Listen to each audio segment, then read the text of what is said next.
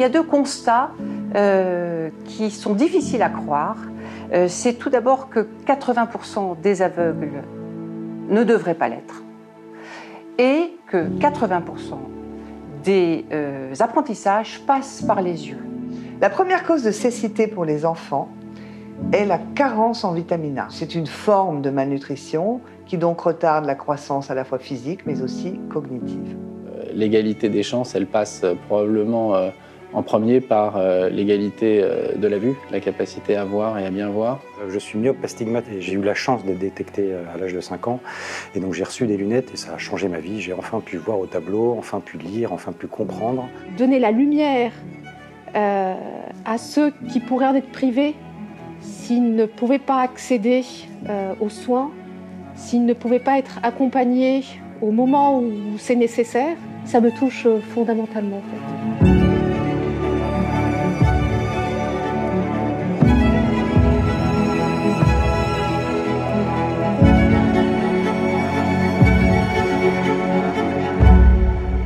Hélène Keller Europe est une association de loi 1901 créée à Paris en 1998.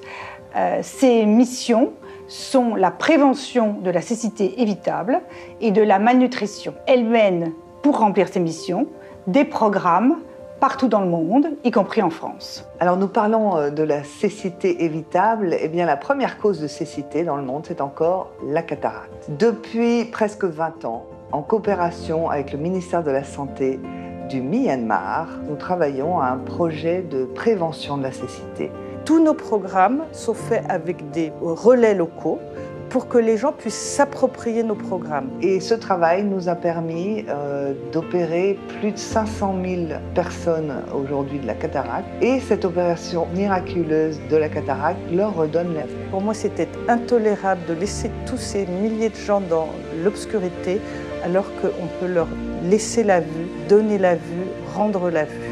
Nous avons mis en place un programme phare qui est la distribution de capsules de vitamine A pour les enfants de moins de 5 ans. Cette carence en vitamine A, c'est véritablement une forme de malnutrition.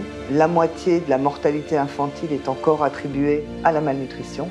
Et c'est pourquoi cette malnutrition a pris une proportion très importante dans le travail d'Hélène Keller. Le coût est de 1 € par an par enfant. C'est l'intervention de santé publique qualifiée de la plus rentable par l'Organisation mondiale de la santé. On a tout un programme de culture vivrière qui permet aux femmes dans les villages de cultiver des jardins pour produire des légumes et des fruits qui apportent un complément en vitamine A. C'est un programme très vertueux puisque non seulement il vient nourrir la famille et donc résoudre les problèmes de malnutrition, mais aussi il permet de produire des surplus qui sont vendus au marché par les femmes. On résout un problème, mais finalement, on a un impact sociétal absolument colossal par ce vecteur de la femme. Et donc, sur un problème initialement purement nutritif, elle se crée un nouveau rôle dans sa société. Et par une action qui est une action dans la durée, on peut sensiblement améliorer la vie de millions et de millions de personnes dans le monde.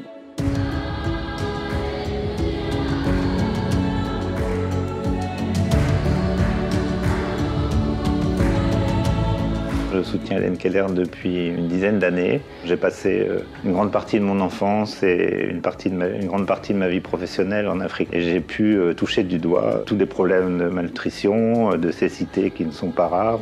Ce qui me touche dans les valeurs de cette association, c'est qu'à l'origine de toute action, il y a l'identification d'un besoin. Et puis ensuite seulement, on cherche des solutions simples, adaptées et qui vont pouvoir être pérennisées localement. Et aujourd'hui, non seulement on voit l'impact de notre action auprès des populations auxquelles on a apporté ces programmes, mais on voit aussi la diffusion de ces programmes au-delà de notre propre action. L'ensemble des programmes d'Hélène Keller sont extraordinaires et celui qui m'a le plus passionné, c'est le programme Plan Vue à Nanterre, parce que je trouvais formidable qu'une fondation comme Hélène Keller n'est pas qu'une approche lointaine d'un sujet comme la cécité, mais considère aussi qu'il y avait dans notre continent, dans notre pays, par exemple la France, des villes où des jeunes étaient en situation précaire au niveau de leur alimentation, au niveau de leur suivi. Plan Vue, c'est un programme à l'école au service de la vue des élèves. Ça passe par la sensibilisation, le dépistage et le traitement des troubles visuels. L'étude d'Holden a projeté le fait qu'en 2050,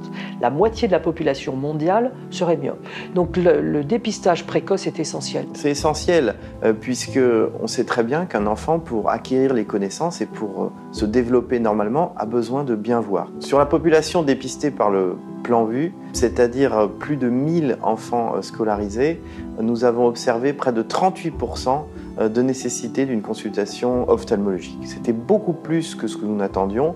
J'ai l'exemple d'une maîtresse qui nous a rapporté il y a peu, une petite élève de CP qui a été transformée par le port de lunettes. C'était une élève plutôt discrète, de fond de classe, qui jouait pas beaucoup dans la cour, et puis avec ses lunettes qui ont corrigé sa myopie, c'est devenue une autre élève. Aider aussi Hélène Keller International, c'est aider à l'égalité des chances, mais aider à l'égalité concrète des chances. Et finalement, il n'y a que le concret à la fin qui compte. On sent très bien que c'est une fondation très vertueuse en termes de gestion. Donc que l'argent va au bon endroit.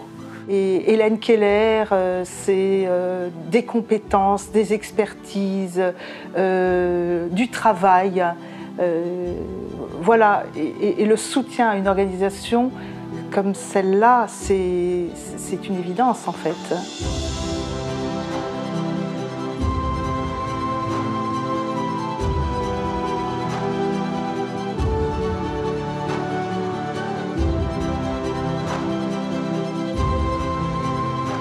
Je n'ai pas de doute que nos programmes sont bien montés, bien pilotés, bien évalués.